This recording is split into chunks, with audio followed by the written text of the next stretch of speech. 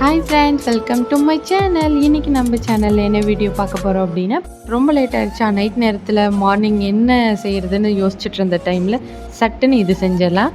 இதுக்கு தேவையானது தக்காளி, பொட்டுக்கடலை, பட்டை, சோம்பு, கொஞ்சம் கிராம்பு, தேங்காய் வந்து தேவைக்கு ஏற்ற மாதிரி எடுத்துக்கோங்க. இஞ்சி பூண்டு பேஸ்ட்டு வீட்லேயே இருந்தது, ஸோ அதனால் நான் அப்படியே எடுத்துருக்கேன். இதில் வந்து இஞ்சி பூண்டு தேவைக்கு ஏற்ற மாதிரி எடுத்துக்கோங்க. இதையெல்லாம் சேர்த்து அரைச்சிக்கலாம், அப்படியே அரைச்சிக்கலாம். இதை வந்து வணக்கணுங்கிறது இல்லை, எண்ணெயில் போட்டு அப்படியே அரைச்சி எடுத்துக்கோங்க. கொஞ்சம் வந்து மிளகாய் சேர்த்தி அரைச்சிக்கோங்க, சரிங்களா? உப்பை வந்து நம்ம அரைச்சி எடுத்துக்கிட்டாச்சு. இதில் இன்னொரு டிப்பு என்னென்னு பார்த்தீங்க அப்படின்னா, அரைக்கும் போது பார்த்திங்கன்னா கொஞ்சம் தருன்னு அரைச்சிங்கன்னா இது கொஞ்சம் டேஸ்ட்டு சூப்பராக இருக்கும். நைஸாக இருக்கிறத விட கொஞ்சம் தருன்னு அரைக்கணும். இப்போ வந்து தாளிக்கிறதுக்கு என்னென்னு பார்த்தீங்கன்னா, onion, green chilli, curry leaves, இது மூணும் ஆஸ் யூஷுவல் வந்து தாளிக்கிறதுக்கு எடுத்துக்கோங்க.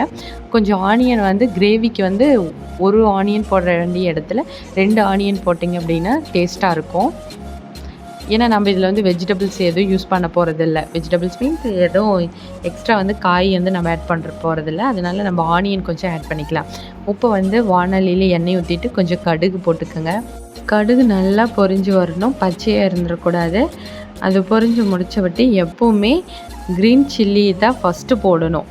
ஏன்னா அது வந்து பொரியறதுக்கு வந்து வேகிறதுக்கு வந்து ரொம்ப நேரம் எடுத்துக்கும். ஸோ அதனால் ஃபஸ்ட்டு அதை போட்டுட்டோம் அப்படின்னா ஆனியன் எல்லாம் தீயாமல் இருக்குன்னு வச்சுக்கோங்களேன், கருகாமல் இருக்கும்.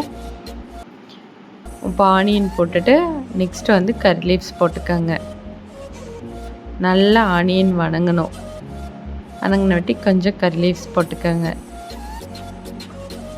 உங்கள் வீட்டில் கொத்தமல்லி இல்லை அப்படின்னா கொஞ்சம் கறிவேப்பிலை தான் இருக்குன்னா கொஞ்சம் கருவேப்பிலை அதிகமாகவே போட்டுக்கலாம். ஏன்னா கொத்தமல்லி இலை இல்லாத பட்சத்தில் கருவேப்பிலை கொஞ்சம் அதிகமாக போட்டுவிட்டோம்னா கொஞ்சம் நல்லா மணமாக இருக்கும். அடுத்தது பார்த்திங்கன்னா தக்காளி, ஆல்ரெடி தக்காளி ஆட் பண்ணியிருக்குமே, இப்போ எதுக்கு நீங்கள் ஆட் பண்ணியிருக்கீங்க அப்படின்னு கேட்கலாம்.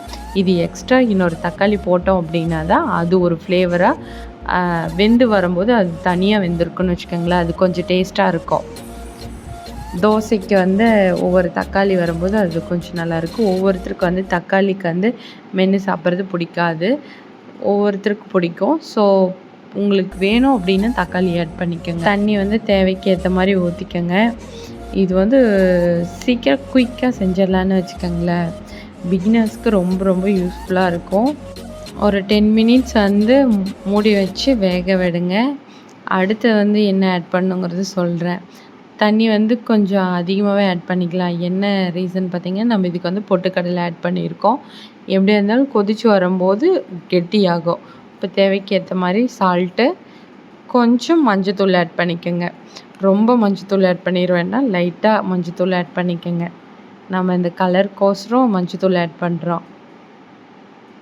மஞ்சத்தூள் ஆட் பண்ணவாட்டி எப்படி இருக்குதுன்னு பாருங்கள். கலர் செம்ம கலர்ஃபுல்லாக இருக்கும்.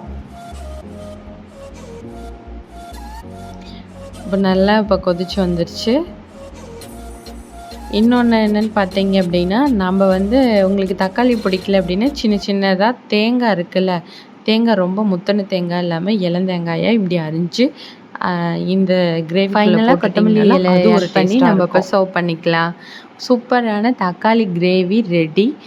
தோசைக்கு, இட்லிக்கு, சப்பாத்திக்கு எல்லாமுக்கும் தொட்டுக்கலாம். எதுவும் வந்து ஃப்ரை பண்ணவே தேவையில்ல.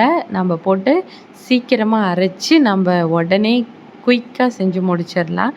உங்கள் ஸ்டைலில் எப்படி நீங்கள் செய்வீங்க அப்படிங்கிறது மறக்காத கமெண்ட் பண்ணுங்கள். உங்களுக்கு இந்த சேனல் பிடிச்சது அப்படின்னா சப்ஸ்கிரைப் பண்ணிக்கோங்க. தேங்க்ஸ் ஃபார் வாட்சிங்.